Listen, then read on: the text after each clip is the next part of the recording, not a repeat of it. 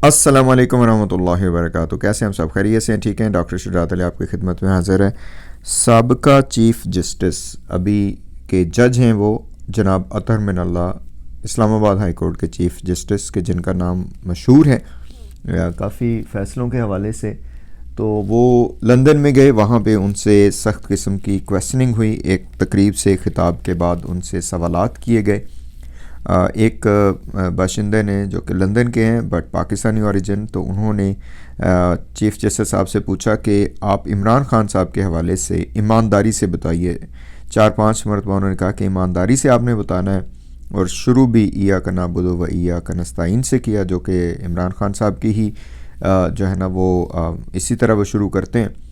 तो एनीवे ये इय्याक नअबुदु व इय्याक नस्तईन पे एक मरतबा जो हमारे प्राइम मिनिस्टर साहब हैं, शोबाज तो नहीं हैं लेकिन ज़ाहिर है काफ़ी शो करते हैं, जनाब काकड़ साहब, वो एक स्टूडेंट ने उनके सामने जब इस तरह शुरू किया तो वो फ़ौरन पहुंच गए कि मुझे पता चल गया कि आप किस हवाले से बात कर रहे हैं। तो खैर अतहर मिनल्लाह साहब से पूछा गया कि इमरान खान साहब के हवाले से जो मुकदमात हैं अदालतें, उसमें इस कदर ज़्यादा यूँ समझें कि इंसाफ का जो बोल है उसको किस साइड पे बाला कर रही हैं।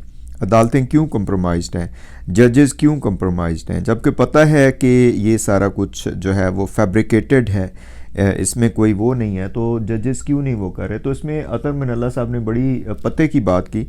उन्होंने कहा कि ये पहली मरतबा नहीं होया है, ये पहले भी होता रहा है। ये आपको पता है कि पाकिस्तान के एक साबिक वज़ीर आज़म जिनका नाम जुल्फ़िकार अली भुट्टो है, तो उनको जो है ना सज़ा सुनाई गई, और ये जुडिशल उसमें मशहूर कैसे हुआ है, जिसे हम कहते हैं जुडिशल लैंग्वेज में जुडिशल मर्डर के नाम से।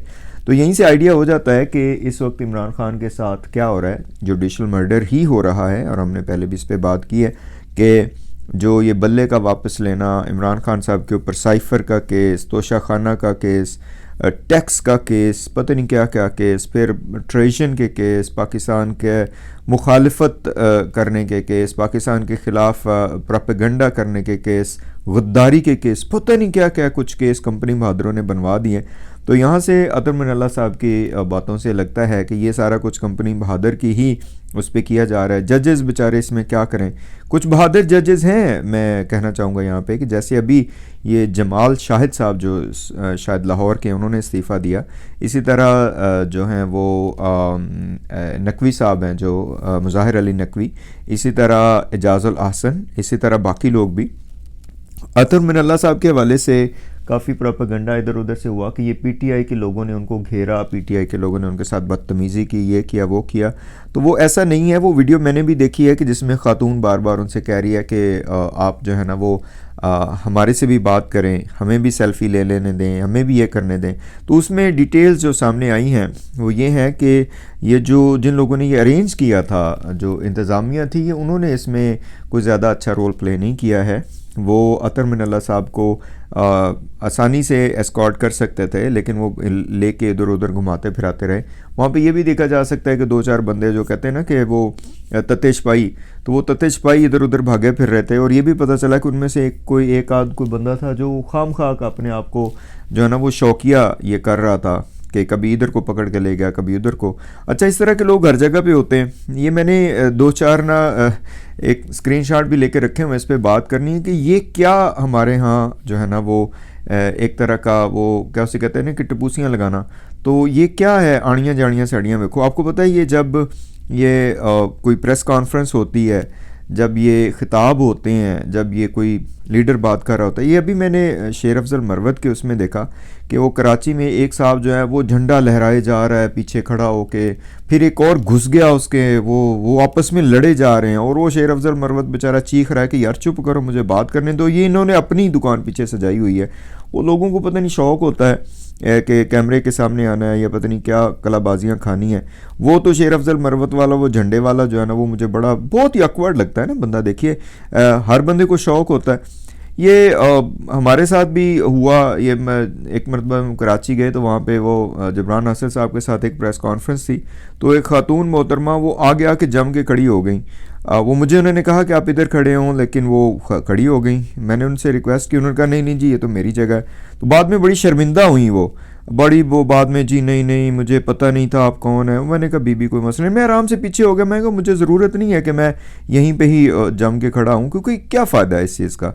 तो बात करने का मकसद ये है कि अतर मिनल्ला साहब के साथ जो ये कुछ हुआ है, ये इसका प्रोपेगेंडा किया जा रहा है कि ये पीटीआई के लोगों ने किया है। अतर मिनल्ला साहब के जो फ़ैसले हैं वो सबके सामने हैं।